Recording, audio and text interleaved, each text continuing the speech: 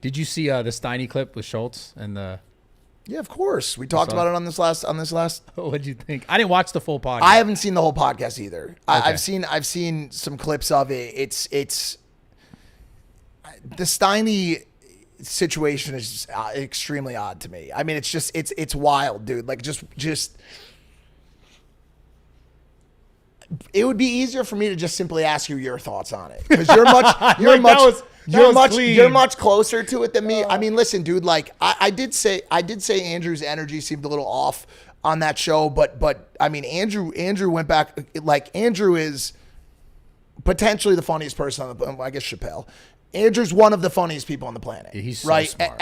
Incredibly intelligent comedian. Yeah. He's incredibly, and he's been crushing it for a long time, bro. Like one of the greatest to ever come out of New York. Just an incredible artist, stand-up comedian, creator. Right. He came on our show. He's been on our show multiple times. He's fucking hilarious. He does great podcasts. Yeah. I don't know what happened on that show. I think because I watched Schultz's show and he talked a little bit about it not being like the most fostering environment and like. Well, I wasn't there. So did you hear what I said about that? No, what'd you say? So you didn't even watch the Impulsive No, I just watched the episode. beginning. So the reason why we started talking about you in the first place was it honestly like Logan, got into a little bit of this into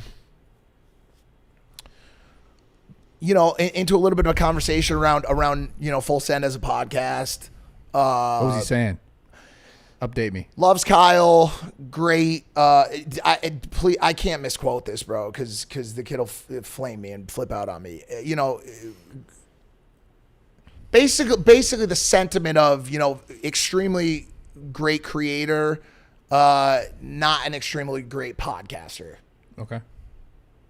Which by the way, some people agree with, some people don't. But that's the sentiment. That's not a direct quote. If you want to watch the fucking clip, watch the clip. By this point, a week later, it's already everywhere. I promise you. It happened, right? I'll go watch it. And I simply said, listen, like maybe they were having a bad day, but I did say since day one to both Kyle, to John Shahidi, to everybody that Bradley needs to be on that podcast. I've told you that since the day that podcast started. I called you. I called them. I've told you that podcast needs to include you.